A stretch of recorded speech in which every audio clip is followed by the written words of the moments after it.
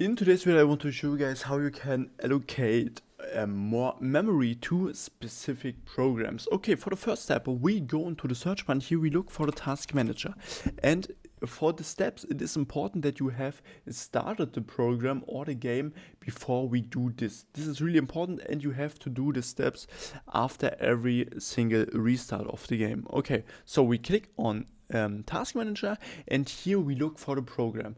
I take now Discord for example. Okay, we click on it and then right click on it and here we can click on go to details.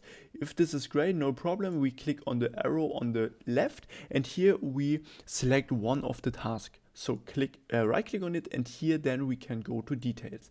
And after that we have all processes from Discord which are running right now and we take every single progress and do this step what I do now. Okay, right click on it, then go on set priority and here we can click on real time. Click on change priority and this we do to all of the Discord processes or all the processes of your program. That can be 3, that can be 5, that can be 1. This doesn't matter. If I could help you with the video, please leave a like and subscribe. It would help me a lot. And then see you next time.